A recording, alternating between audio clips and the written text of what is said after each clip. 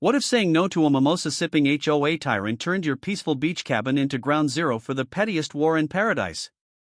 One locked door, one fish taco, and a showdown that proves bureaucracy is the real monster under the bed. I was halfway through a greasy bite of fish taco when a stranger in a cocktail dress and 6-inch heels started pounding on my beach cabin door like she was raiding a drug den. I opened it mid-chew, expecting maybe a lost tourist or someone fleeing a jellyfish attack. But instead, I got Sandra, the HOA president of our beach community. Red-faced, hair frizzed from ocean mist, holding a mimosa in one hand and a clipboard in the other, yelling that I needed to unlock my cabin immediately so her party guests could use my bathroom. Not ask, not explain, just demand. Apparently, because the community center's porta-potties had been delivered late, and my cabin was the nearest structure, I was now legally obligated to offer up my toilet to 100 overhydrated strangers in pastel polos. I said no. That's when she screamed that she would find me, report me, and personally see to it that my cabin was condemned. I calmly wiped salsa off my shirt, looked her in the eye, and said, "Good luck with that." I didn't know it yet, but that one fish taco was about to be the most expensive meal of my life because Sandra didn't take no as an answer. She took it as a declaration of war. She stomped off with the grace of a furious raccoon in heels, muttering HOA bylaws like she was quoting scripture while I leaned back in my deck chair, wondering if I had just hallucinated the entire encounter. But within the hour, things began escalating in ways I couldn't have imagined. It started with a knock on the door that I didn't answer. Then came the second knock. Then the third, and finally, a man in a polo shirt holding a red Solo cup shouted through my window, "Hey, bro, Sandra said we could use your house." I peered out to find a growing mob of partygoers treating my front lawn like a tailgate. Several of them holding paper plates of barbecue and one woman suspiciously carrying what looked like a baby pool float. I stepped outside and told them I wasn't hosting, that they were misinformed, and that the HOA president didn't own my property. That was when a very sweaty man named Greg accused me of hating the community. Before I could even respond, Sandra marched up the walkway again, now holding her phone up as if she were live streaming the confrontation to a jury of imaginary viewers.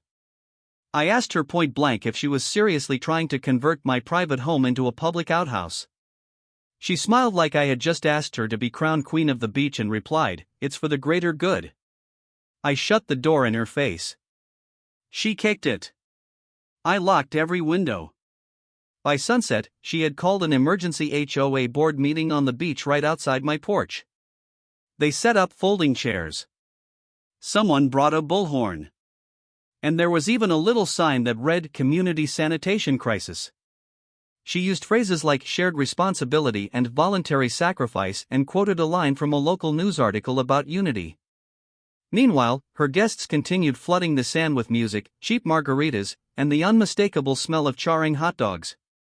I watched the whole thing from behind my curtain, popcorn in hand, wondering when exactly beach life had turned into a municipal uprising. I had lived in this cabin for 5 peaceful years. The HOA had always been annoying, sure, but never apocalyptic. Sandra had been elected 2 years ago after the last president moved to a mountain town. Nobody paid her much mind at first. She was harmless, just another clipboard-wielding bureaucrat who liked printed agendas and enforcing recycling code. But the moment I denied her access to my bathroom, she transformed into something else entirely. A dictator in a sundress, a petty tyrant with a personal vendetta and a guest list. The next morning, I awoke to find a laminated flyer duct-taped to my front door. It read, "Community access requested in accordance with paragraph 4B of the Shared Utility Understanding Charter." There was no such charter. I knew this because I had read every document the HOA had ever sent me, including the 22-page fine structure PDF and the infamous 7-paragraph rule on beach chair colors. This was not a legally binding request. It was a power move disguised as policy. I crumpled it and tossed it, only to realize too late that she had also posted one on every window. As I peeled each one off, I noticed her party from the night before had left behind 2 beach umbrellas, a forgotten cooler, and disturbingly a broken flip-flop that somehow still smelled like coconut rum. By noon, my phone buzzed with a passive-aggressive group text from the HOA message board. It said, "Dear members, remember to be neighborly and share resources during high tide weekends." It was followed by a winking emoji and the phrase "beach buddies forever." That's when I realized Sandra wasn't just out for access. She wanted control. Later that day, I walked to the mailbox and passed two men whispering near the sand dunes. One of them looked at me and said, "That's him," before quickly pretending to examine a seashell. At first, I thought I was being paranoid, but then I spotted Sandra across the street with binoculars. I waved. She didn't wave back.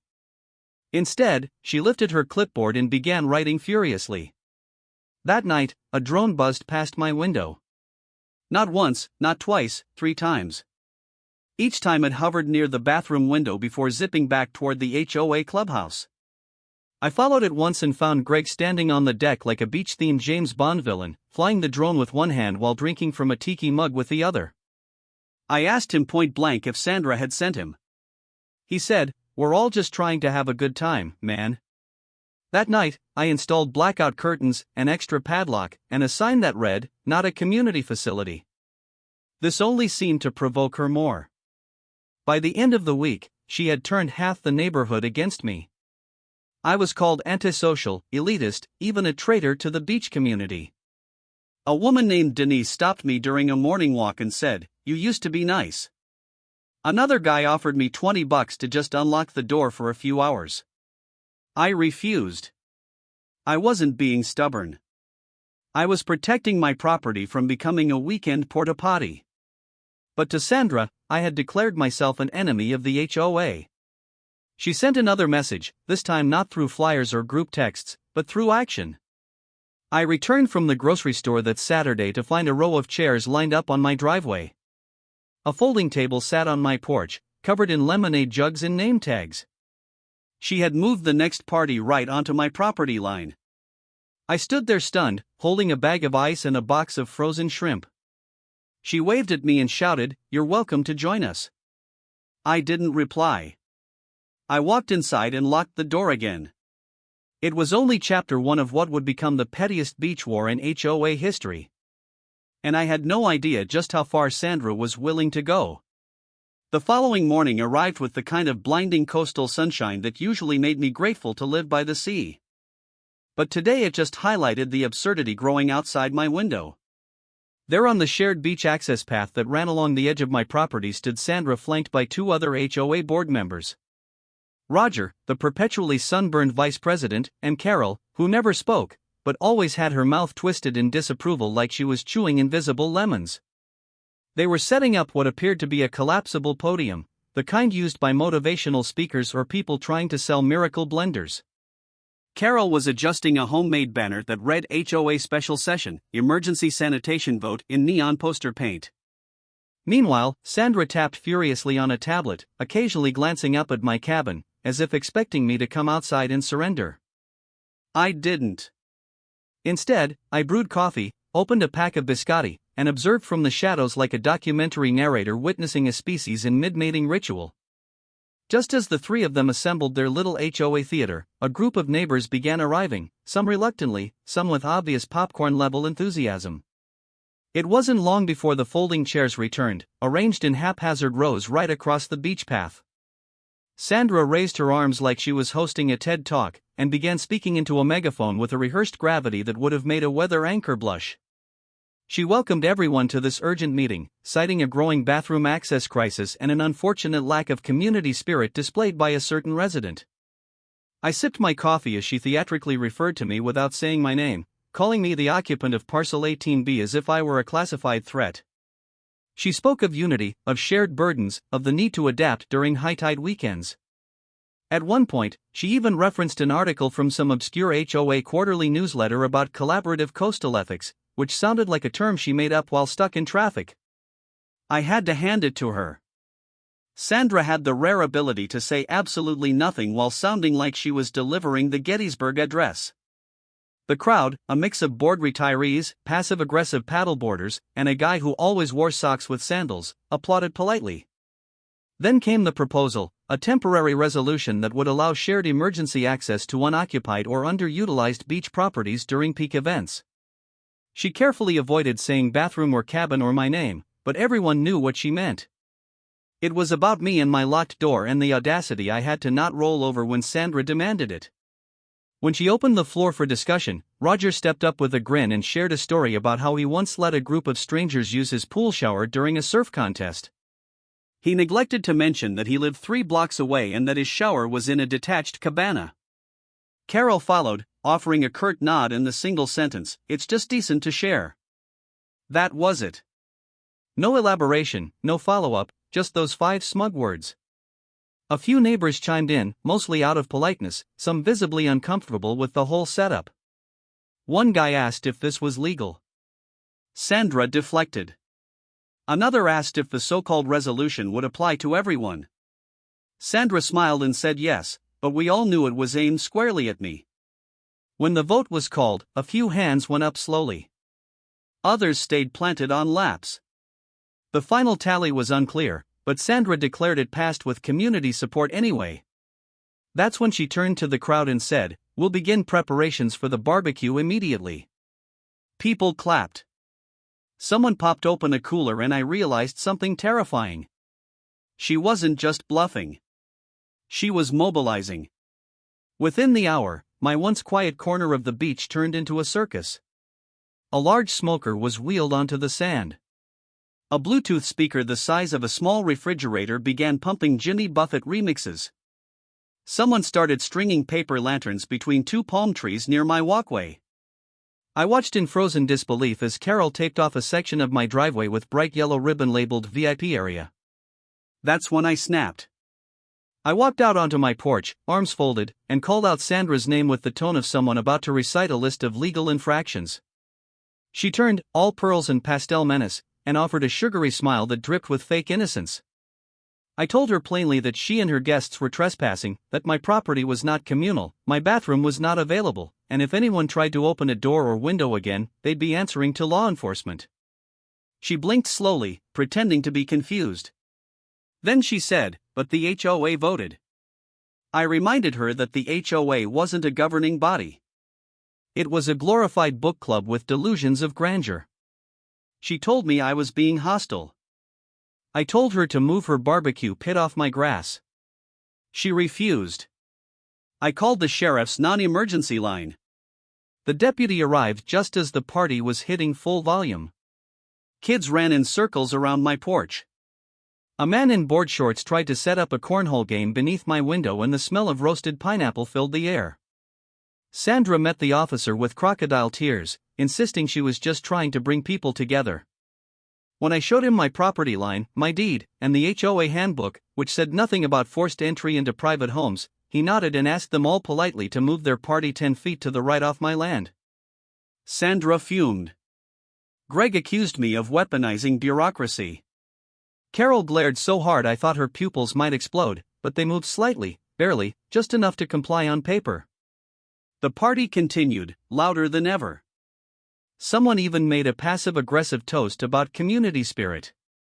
I stayed inside seething. That night, I discovered that my motion sensor lights had been tampered with. They flickered uselessly, clearly twisted in different directions. I checked the camera feed and caught someone in a hoodie and flip-flops waving a broom at them around midnight. I couldn't confirm who it was, but the next morning, there was glitter on my front porch and an HOA-branded keychain hanging from my door handle like a message. That day, I installed new locks, reinforced my bathroom windows, and added a second camera. I also created a sign, laminated and bolted to the wall, that read "Private Residence." No exceptions. Not for parties, not for emergencies, not even for Sandra. It was petty. It was overkill. But so was everything she'd done. Word spread quickly through the beach community that I had become unreasonable. That I was hoarding my cabin like a doomsday prepper. I overheard one guy compare me to a lighthouse troll. Someone else suggested I must be hiding something if I didn't want anyone inside. I became the subject of whispered stories and exaggerated gossip. One rumor claimed I had built a secret basement under my sand floor. Another said I was running an illegal shellfish operation out of the back room. All because I refused to let strangers pee in my house. And through it all, Sandra continued her campaign of pressure and passive aggression. 2 days after the sheriff politely asked Sandra and her partygoers to move their ridiculous barbecue setup off my lawn, I woke to a thud against my cabin wall that made my dog Pickles leap off the couch like a fur missile. I scrambled to the door in my robe, hair sticking out like an abandoned mop, and swung it open just in time to see two college-age guys unloading a bounce house from a flatbed trailer right in the middle of my driveway. A bright yellow and pink monstrosity emblazoned with cartoon octopuses and the words Beach Bash Bonanza. I shouted at them asking what in the name of fermented seaweed they thought they were doing, and one of them shrugged and said Sandra had rented it for the weekend community block party. I told them this wasn't a block, it was my private property. They looked confused. One of them pointed to a clipboard that had a crude sketch of the neighborhood with a red circle drawn over my cabin. She said, "This section's open for HOA-sponsored overflow." That's when I knew we'd gone from passive-aggressive warfare to full-blown delusional land-grabbing. I told them to leave it on the sand if they absolutely had to, but that if it touched my porch, I'd deflate it myself with a steak knife. They muttered something about not being paid enough for this and retreated to their trailer, bounce house halfway inflated and now sagging like a dead jellyfish. As I walked back up the steps, I caught a glimpse of a new flyer taped to the side of my mailbox. This one was laminated in color. It read, HOA Community Fun Zone sponsored by Parcel 18B resident.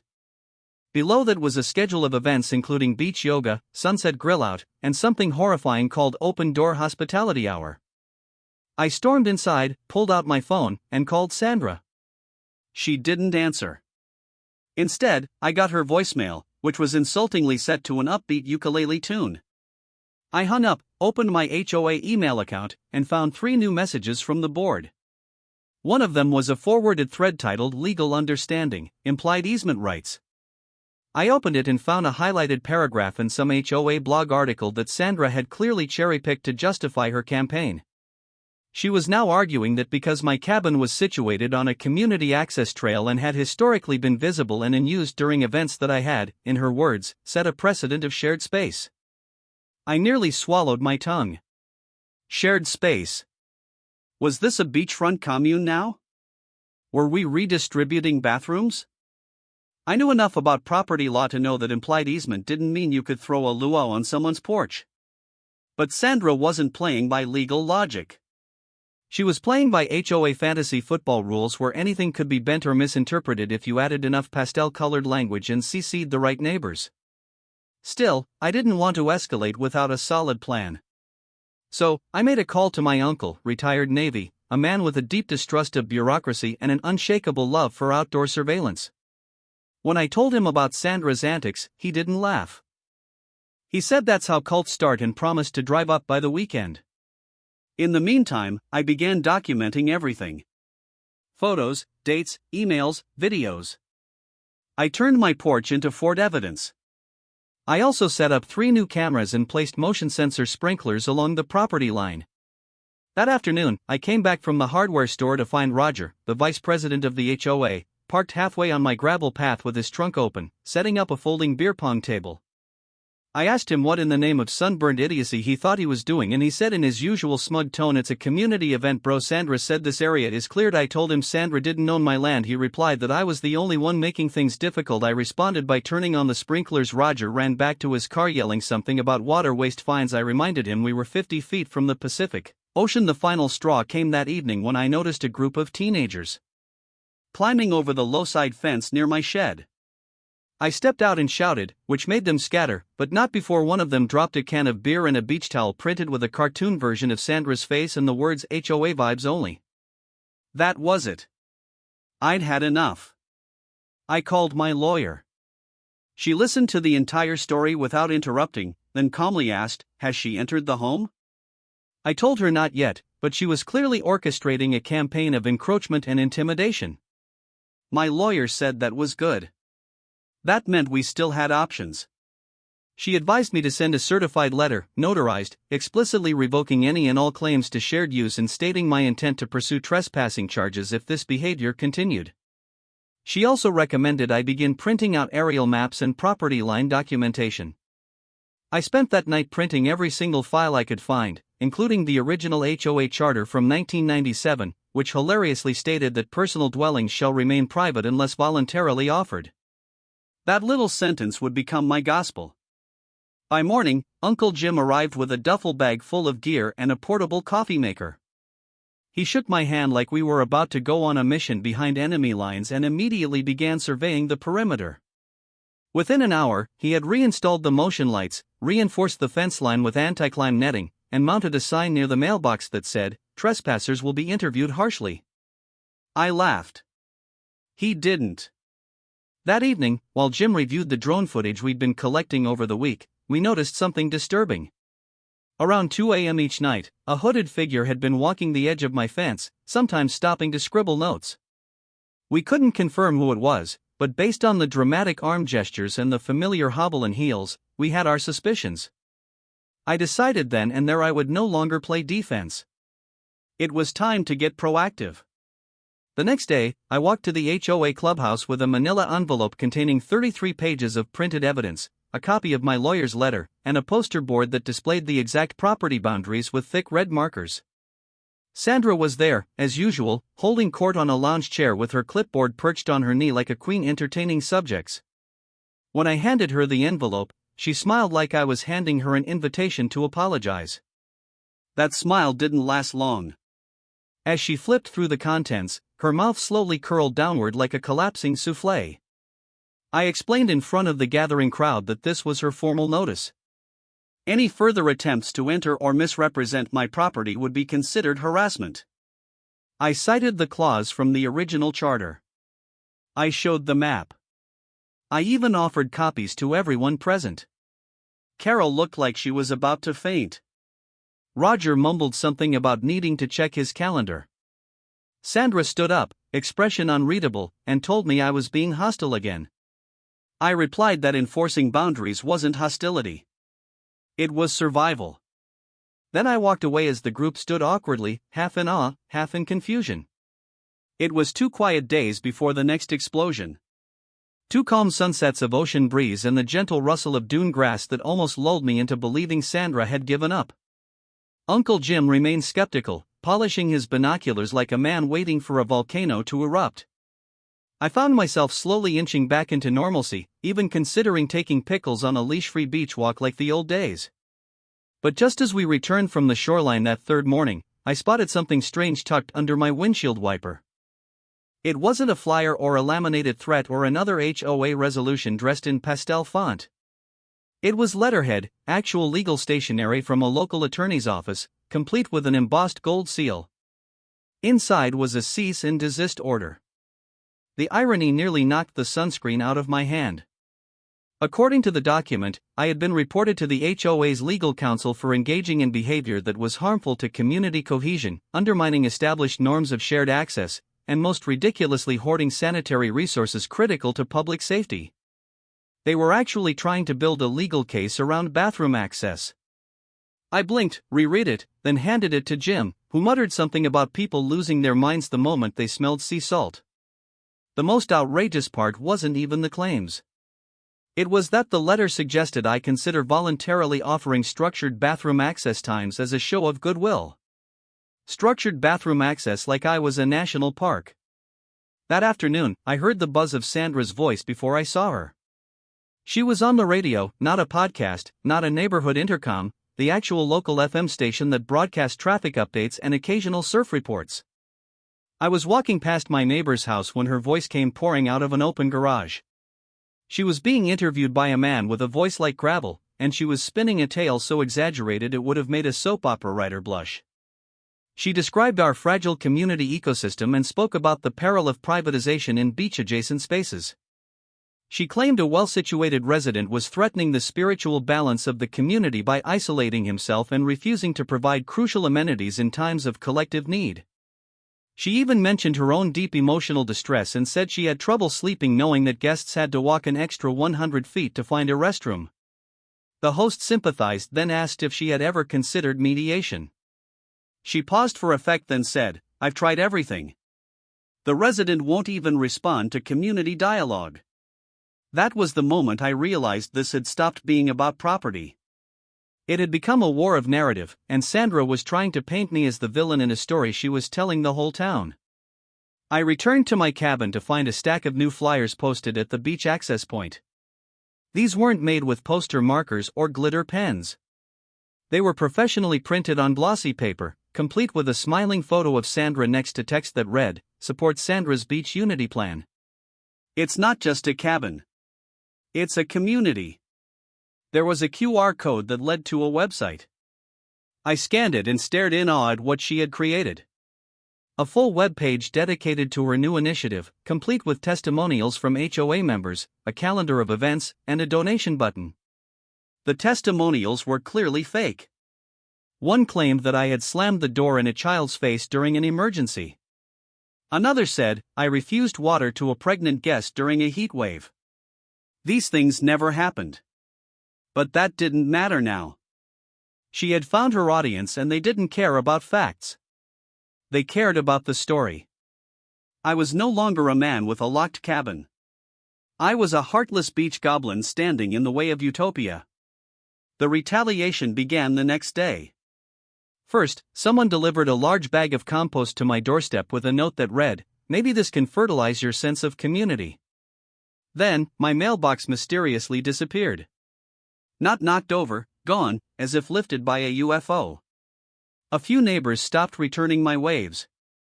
Others stared longer than usual, like I was under glass. Pickles came home from a walk with what I suspected was bubblegum in his fur. I filed a report, logged every incident, and texted my lawyer. But Jim had other ideas. That night, he flew the drone farther than usual and picked up something astonishing. At the edge of the HOA clubhouse lot, behind a stack of folding chairs and tiki torches, was a storage tent. Inside it, under a tarp, was a signboard with my cabin's address painted on it in bold letters. The words read, Cabin 18B, Hospitality Hub. Jim zoomed in. A stack of guest badges sat beside it. My jaw hit the deck. She wasn't just trying to use my cabin anymore. She was preparing to present it as a sanctioned facility. We confronted her at the next HOA event, a sunset tea social held just down the road. Sandra wore oversized sunglasses and a linen scarf as though preparing to testify before Congress. Jim walked up calm as ever and handed her a printout of the drone photo. She didn't flinch. She sipped her iced chamomile and said, "That's part of our planning exhibit." Jim asked why my address was being used without permission. She shrugged and said, "Your cabin has been central to the conversation. People are visual learners." When I asked about the fake testimonials, she looked genuinely hurt and said, "Well, if they're fake, you have nothing to worry about." The room got quiet. Then she turned to the crowd and added, "It's just a misunderstanding. We're all neighbors." I wanted to scream. Instead, I left the photos on a nearby table and walked out. This wasn't a debate anymore. It was propaganda versus reality. And she had the megaphone. That night, Jim said something I hadn't considered. He asked, what if she's not doing this just for the HOA? What if she's planning something bigger, like a political run or a board seat downtown? That would explain the radio interview, the glossy flyers, the website, the branding. It was all theater, and I was the villain in her origin story. If that was true, then legal warnings and drone footage wouldn't stop her. She needed a loss, a public one, something undeniable. I spent the next 2 hours calling every past HOA president I could track down. Only one answered, a woman named Nancy, who had retired 3 years earlier and moved inland. She remembered Sandra vividly, said she'd been too ambitious for a beach community and had once tried to create a tax for lawn decoration violations. I asked if she'd write a letter. She said she'd do better. She'd attend the next meeting. I thanked her and hung up. It was time to beat Sandra at her own game. The next few days, I prepared like I was going to court. Jim helped me rehearse. I printed out copies of the HOA charter. Highlighted the rules she'd violated, compiled the fake testimonials, labeled every piece of surveillance footage. I even dressed the part, clean shirt, combed hair, polite smile. When I walked into that next meeting, I didn't shout. I simply handed out a folder to each board member. Nancy arrived midway through, wearing a blazer and a look of grim satisfaction. She stood up, cleared her throat, and read from a speech she'd written the night before.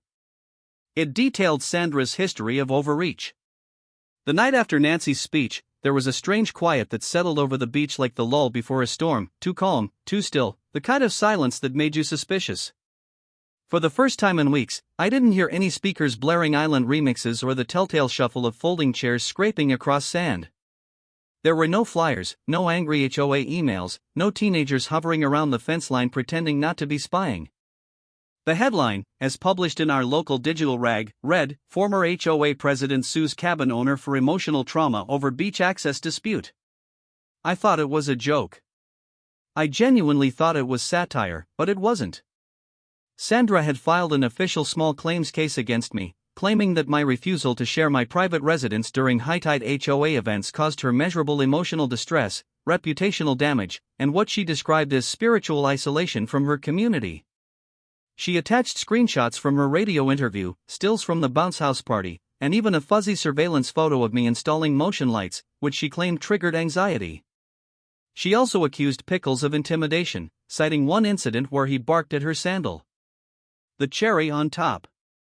She was asking for $4,200 in damages for therapy sessions, a cancelled catering deposit, and a security deposit on a DJ who had refused to return to what he called a hostile property.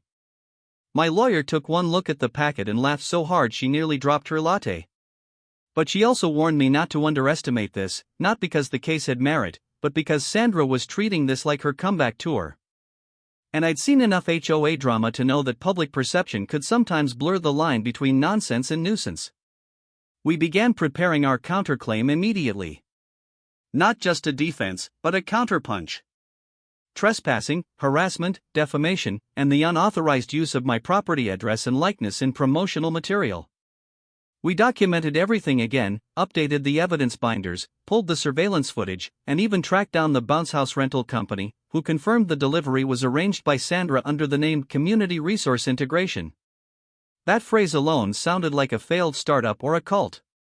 Meanwhile, I was served my court summons in the most theatrical way possible by Roger, who showed up in a polo shirt and held it out with 2 fingers like it was a dead bird.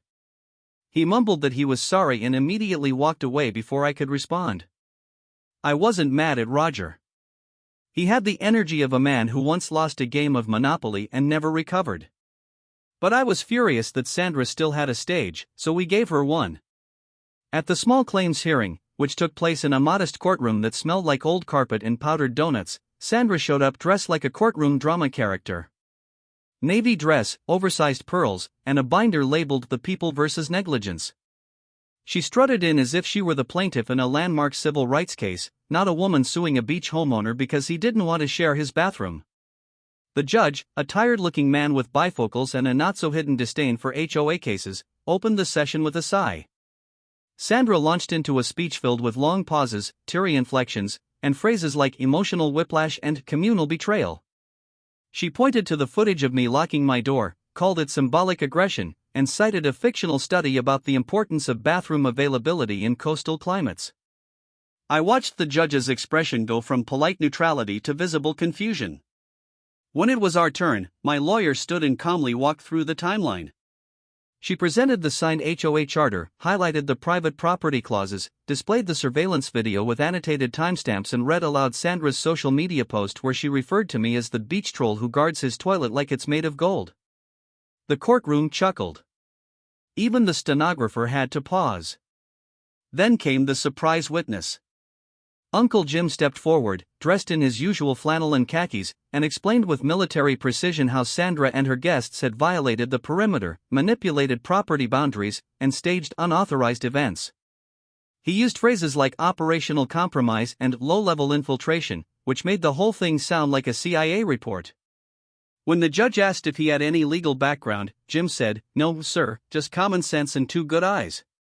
We ended with a slideshow of the flyers, the website screenshots, and a signed statement from the previous HOA president, Nancy, detailing Sandra's history of manipulation.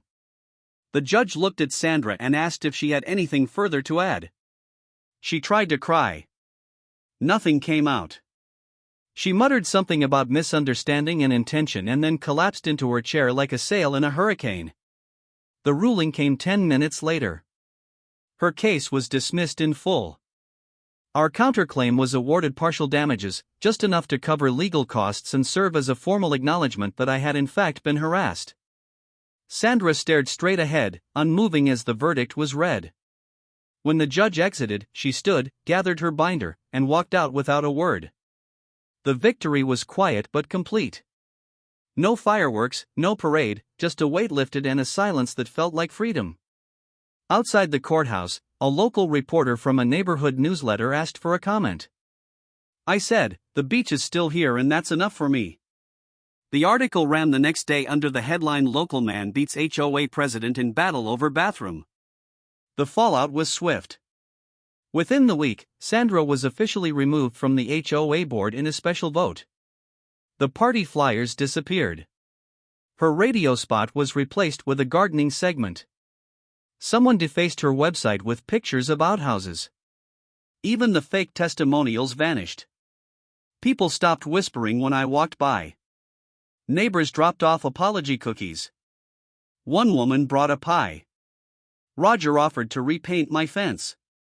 Pickles got a new chew toy shaped like a clipboard. But the best part came 2 days later when I received an anonymous letter in my mailbox. It was a single sheet of paper. On it were the words, "You were right." It wasn't signed, but the handwriting looked a lot like Carol's. For the first time in what felt like months, I could sit on my porch and hear nothing but waves. I watched the sun melt into the horizon, a golden blaze fading into a soft wash of lavender, and felt the quiet seep into my bones. Jim clinked his mug against mine and said, "Well, kid, you survived a siege without firing a single shot." I smiled and replied, "No, I just locked the bathroom." And somehow that had been enough to shake the walls of entitlement and expose the absurdity of HOA politics. Because sometimes the most powerful thing you can do isn't argue or shout. Sometimes you just have to close the door and let the silence speak for itself. The strangest part about peace after chaos is how unremarkable it feels when it finally settles in. There was no grand ceremony, no fireworks or declarations, just the sound of the ocean doing what it always had, quietly dragging the tides across the sand as if none of the absurdity had ever happened. In the days following Sandra's fall from grace and the court's dismissal of her melodramatic lawsuit, the beach community underwent a transformation so subtle and strange, it almost felt like everyone had collectively decided to forget the entire saga. Sandra's army of pastel shirt enthusiasts had vanished like a cult whose leader had gone silent. Even Pickles seemed confused, sniffing around the gate as if trying to catch the scent of chaos that had defined his daily walk. Uncle Jim kept saying it wasn't over, that people like Sandra don't retreat, they reload. He was right, because while the front lawn was empty, something else was happening. Something hidden. And I found out the hard way the very next night. It was just after 10 when I stepped out onto the porch for a moment of ocean air, thinking maybe, just maybe, we had one. The stars were out, the tide was humming, and the cabin stood peacefully lit with the warm glow of its porch light. That's when I heard a giggle, then another, followed by a sudden thump from around the side of the house. I froze, staring into the darkness until I saw them. Figures slipping through the side gate like shadows and flip-flops. One by one, they crept around the edge of the cabin. Some carrying drinks, others holding beach towels and a few with phone flashlights that barely cut through the dark. I ducked back inside and grabbed the monitor linked to the outdoor cameras. There it was, a full-blown party unfolding on my porch. People were stepping over the railing, sitting on my deck chairs, helping themselves to my cooler, which I had stupidly left outside. One guy even tried to open the door only to find it locked and then just shrugged and sat on the doormat like it was a designated lounge zone. I scanned the footage looking for the ringleader and there she was. Sandra, red plastic cup in hand, laughing like a movie villain at a rap party. I didn't bother calling the sheriff this time. I walked outside with my phone recording, voice calm but icy as I asked what in the living beach-themed lunacy they thought they were doing. The crowd froze. A few scurried off into the night like drunk crabs. Sandra turned mid-laugh and raised her hands like a magician caught mid-trick. She claimed it was just a gathering, that someone must have misread the location. I told her she was trespassing, that they all were, and that I had video evidence. She smiled and said she had verbal permission from someone on the board, though she conveniently forgot to name who. I pointed at the sign bolted to the wall, the one that read private property, and told her to leave immediately or I'd start naming names on social media. That got her attention. She tried to collect herself, rallying her guests into a retreat that looked more like a sheepish exodus. Someone dropped a slice of watermelon on the stairs. Another stepped on a seashell and cursed. Sandra, still clutching her dignity and now slightly smudged mascara, gave me a final glance and said, "This could have been a beautiful partnership." I replied, "It's not a partnership when you break into my house, Sandra." She left in silence. The next morning, I did what any self-respecting homeowner under siege would do. I compiled the footage into a short video complete with timestamps and silent captions and uploaded it to the HOA group chat under the title Midnight Hospitality, Unauthorized Edition. Within minutes, I had reactions from half the board. Most of them were shocked. A few were quiet. But the real moment came when Roger, the sunburned vice president himself, messaged me directly to say he had no idea about the party and that Sandra had gone rogue. He used the phrase, "We may need to discuss leadership transition soon," which sounded like the HOA version of a coup. I knew the video would spread, and it did. By noon, it was being shared in private neighborhood Facebook groups, popping up in local community forums, and even made its way to a TikTok account run by a woman named Tammy who did satirical reenactments of HOA drama using sock puppets.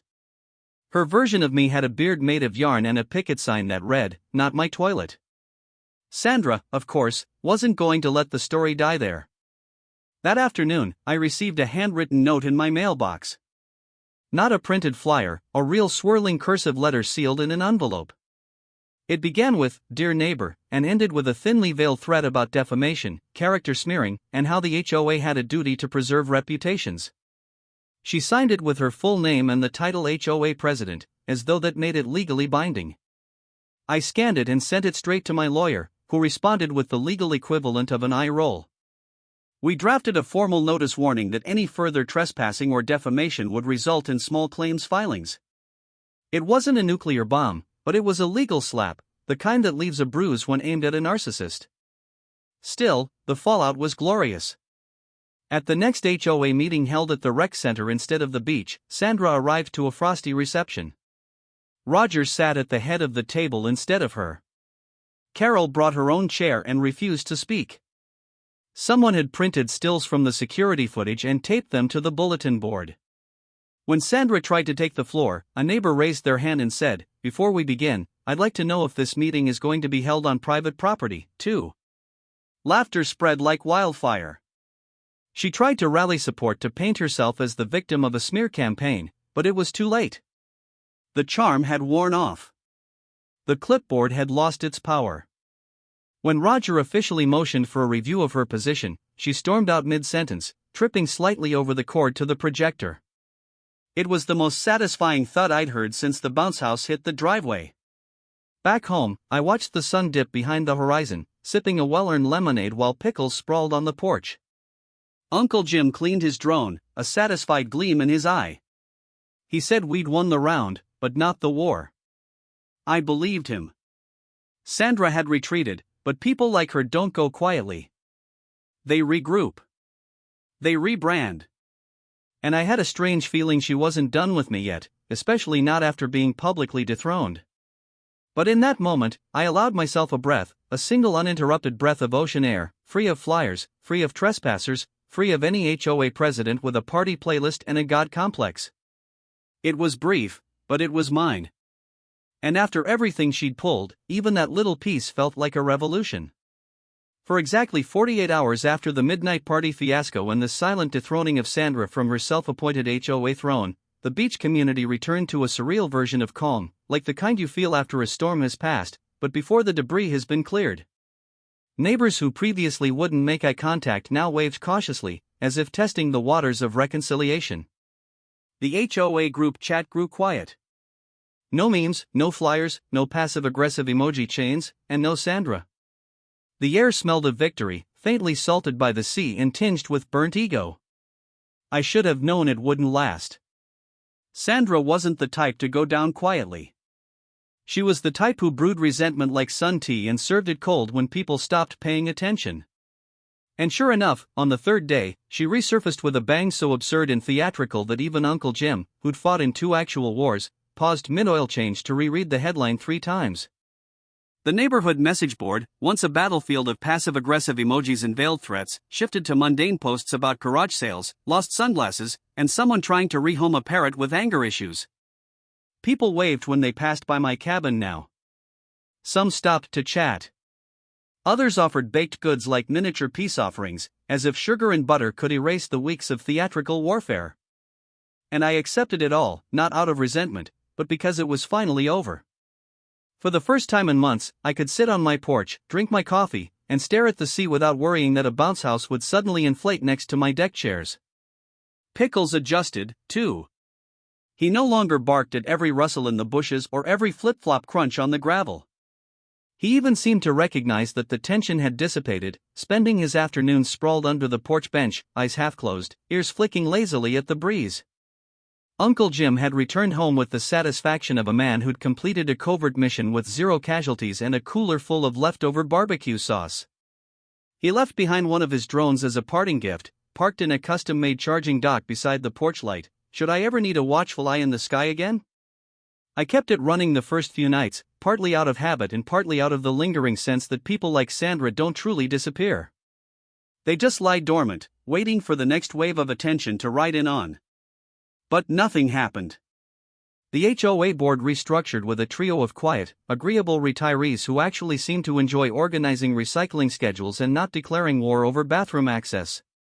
One of them, a wiry man named Glenn with a passion for native plants, even stopped by to ask if I'd be open to sharing tips on water-efficient landscaping. He used the word share the way a normal person would, with no hidden agenda or pastel-colored clipboard. I invited him to sit and talk, and we spent an hour discussing gravel varieties while Pickles tried to eat a pine cone in the background. Then one morning I received an email from a woman named Marn who ran a small podcast that focused on local conflicts and stories of community justice. She said someone had forwarded her the HOA video I'd shared in the group chat and that she thought it was both hilarious and important. She wanted to interview me. At first, I declined. I'd had enough attention. But then I reconsidered. Not for the fame or the validation, but because somewhere out there, another beach community might be one clipboard away from its own Sandra situation. And maybe my story would serve as a reminder that you don't have to roll over when someone insists your bathroom belongs to the neighborhood. So, I agreed. And a week later, Marn arrived with a recorder, a cheerful energy, and a beach hat 2 sizes too big. We sat on the porch and I told her everything from the first knock on the door to the drone footage to the courtroom finale. She laughed in all the right places, gasped in a few others, and afterward she told me it was one of her favorite interviews she'd ever done. When the episode aired, it got more traction than either of us expected. Apparently, HOA horror stories resonated with people far and wide. I received messages from strangers thanking me, some sharing their own tales of power-hungry neighborhood presidents, absurd community disputes. One guy in Oregon said his HOA tried to fine him for painting his garage door the exact same color it had always been. A woman in Florida said her president banned garden gnomes for being politically charged. There was a strange kind of camaraderie in it all. A network of people united by bureaucracy run amok and the quiet rebellion of locking one's front door. As the summer waned and the evenings grew cooler, the cabin became once again what it was always meant to be, a place of retreat, a quiet space where the world slowed down, and the biggest crisis was whether I had enough coffee filters. The scars from the HOA war remained in small, funny ways. There were still faded outlines where flyers had once been taped. One of the tiki torches from the party invasion still lay forgotten under the side deck. Its base buried in sand and rust. I never removed it. It served as a kind of absurd monument, a reminder that no matter how serious people tried to make nonsense, nonsense it remained. Sandra herself vanished completely from local visibility. Rumor had it she moved inland, taking a temporary teaching job at a community college, lecturing on civic organization. Another story claimed she was applying to a homeowners association in a gated mountain community under a new name. Whatever the truth, her clipboard had been replaced by silence, and that was more than enough for me. Then one Saturday morning, something strange and unexpectedly full circle happened. I opened my front door to find a small package on the mat. No address, no sender. Inside was a plaque, simple, wooden, and engraved with the words, "This is not a community restroom." Beneath it, a note scribbled on a post-it in messy handwriting, simply read, "Figured you'd appreciate the reminder." No signature, but I knew it had to be Carol. She had never spoken a word during Sandra's reign, but somehow I always suspected she was watching, waiting, quiet in her judgment. I mounted the plaque beside the porch light. Not because I needed the warning, but because it made me laugh. And in the end, laughter had become my greatest weapon. That and the lock on my bathroom door. The final touch came a few days later when a group of neighbors organized a real community potluck. This time at the clubhouse with zero drama, zero bounce houses, and no demand for anyone's plumbing. They invited me to join, and for the first time in a long while, I said yes. I brought shrimp skewers and a giant jug of lemonade. Pickles wore his best collar and got belly rubs from almost everyone. At some point, someone toasted to peace, and someone else raised a cup and said to private property. We all laughed. There were no speeches, no soapboxes, just people talking, eating, and being neighbors in the old-fashioned sense of the word. I stayed until the sun dipped behind the dunes, and the sky turned to fire. On the walk home, I passed by the clubhouse one last time and noticed someone had taped a piece of paper to the bulletin board. It was a photo of me sitting on my porch, laughing with the caption, "Local legend refuses to unlock bathroom, wins everything."